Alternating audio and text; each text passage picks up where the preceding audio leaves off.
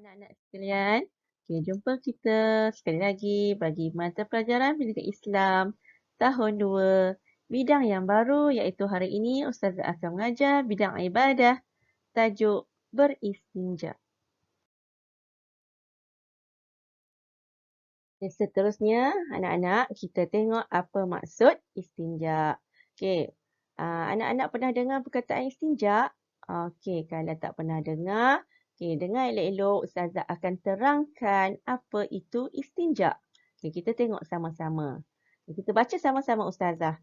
Istinja ialah bersuci dengan cara membersihkan kemaluan dengan menggunakan air mutlak ataupun benda kesat.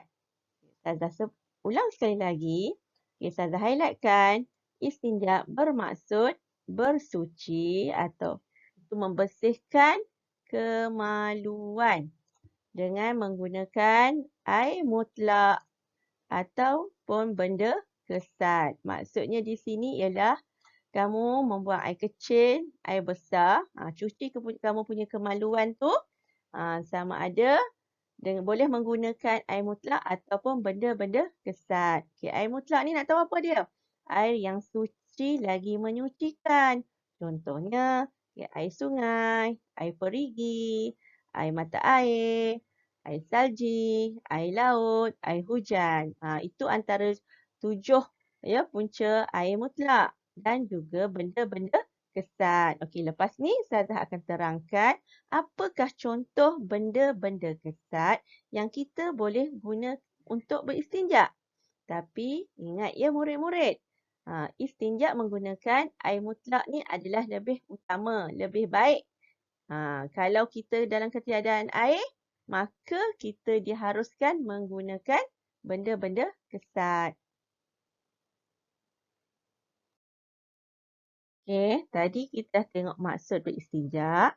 Seterusnya kita tengok alat-alat untuk beristinja. Okay, alat untuk beristinja terbahagi kepada 2, iaitu air mutlak, dan juga benda-benda kesat. Okey, tadi Ustazah dah terang sikit tentang air mutlak dan seterusnya kita tengok apakah contoh benda kesat yang boleh digunakan untuk beristinja.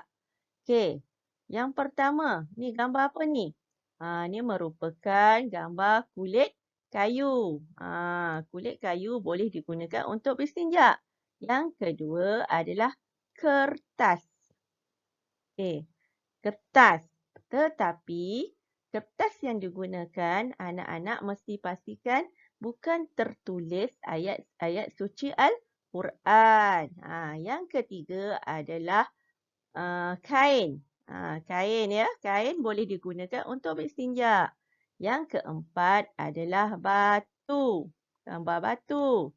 Yang kelima merupakan daun kering. Daun yang kering kita boleh gunakan untuk beristinja. Dan yang keenam adalah kertas tisu. Anak-anak mesti ingat ni. Ada 6 benda ataupun yang boleh digunakan untuk beristinja. Ustazah ulang lagi sekali. Iaitu daun kering, kulit kayu, kertas, kain, batu, kulit kering, daun kering silap ya. Daun kering dan juga kertas tisu. Ini di antara alat-alat benda kesat yang boleh digunakan untuk beristinja. Seterusnya murid-murid, tadi kita telah kenali alat-alat untuk beristinja. Maka sekarang Ustazah akan terangkan ciri-ciri alat beristinja. Pertama, alat beristinja hendaklah benda-benda kesat. Benda kesat seperti apa tadi? Batu, kertas, yang 6 tadi. Batu, kertas, daun kering, kulit kayu, kain, tisu. Itu ciri yang pertama. Ciri yang kedua, bukan benda yang dimuliakan, iaitu makanan. Maksudnya, kita tidak boleh beristinja menggunakan makanan. Contoh gambar makanan tu, mi tu. Ataupun roti. Kita tidak boleh gunakan untuk beristinja. Kerana apa? Dia benda yang dimuliakan. Okay. Yang ketiga cirinya adalah bersih dan suci. Bukan benda kotor seperti najis dan darah. Najis dan darah ni benda kotor. Maksudnya kita tak boleh gunakan untuk beristinja. Yang keempat ialah boleh menghilangkan najis. Bukan benda yang licin seperti kita gunakan botol ataupun kita gunakan plastik. Maksudnya kita pergi buang air, tak ada air, kita tengok nampak plastik, kita ambil. Tak boleh. Sebab itu bukan ciri-ciri alat untuk beristinja. Dia tak boleh gunakan plastik. Okay, ini adalah 4 ciri-ciri alat beristinja. Ustazah ulang lagi sekali. Pertama, benda kesat. Yang kedua, bukan dimuliakan. Maksudnya, bukan makanan. Yang ketiga, benda tersebut bersih dan suci. Bukan benda kotor. Okay. Yang keempat, boleh menghilangkan najis. Bukan benda yang licin seperti plastik dan botol. Seterusnya murid-murid, kita tengok cara-cara beristinja selain daripada air. Okay, yang pertama, kita sapu hubul dan dubur dengan benda kesat. Okay, Ustazah ulang lagi sekali. Sapu hubul dan dubur dengan benda kesat. Okay, murid-murid tahu hubul tu apa? Dubur tu apa? Okay, hubul ialah, Ustazah highlightkan di sini. Hubul adalah tempat keluarnya air kecil. Dan dubur ialah tempat keluarnya air besar. Maksudnya, cuci kemaluan kamu. Sama ada kemaluan bahagian air kecil dan air besar. Kamu menggunakan benda kesat. Yang kedua, sapuan tersebut hendaklah menggunakan tiga kali. Sekurang-kurangnya 3 kali sapuan.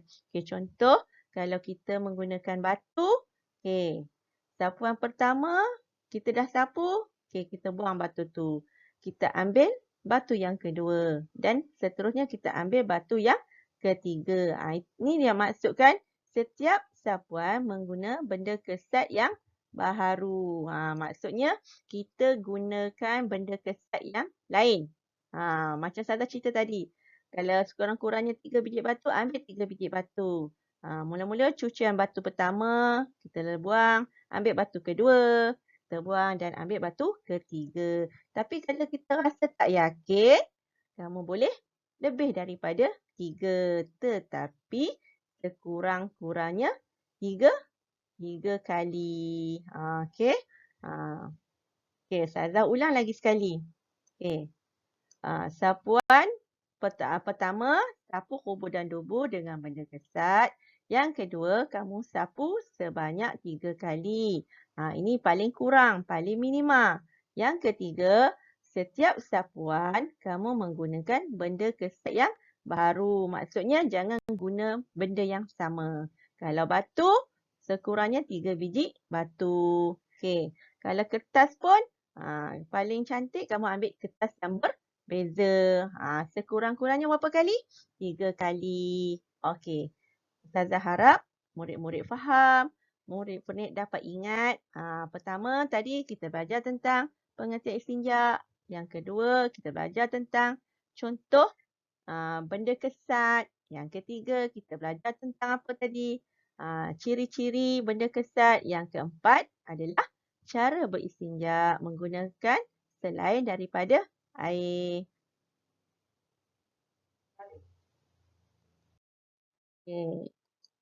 Setakat ini saja pengajaran Ustazah. Ustazah harapkan murid-murid dapat ingat dan dapat amalkan cara beristinja dengan betul. Okey.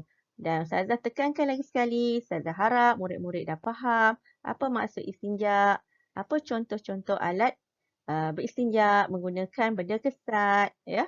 Yang ketiga, murid dapat terangkan ciri-ciri benda kesat. Dan yang keempat, cara menggunakan istinja selain daripada air. Okey, kita jumpa lagi bagi sesi pengajaran dan pembelajaran akan datang. Okey, terima kasih. Selamat belajar. Assalamualaikum warahmatullahi wabarakatuh.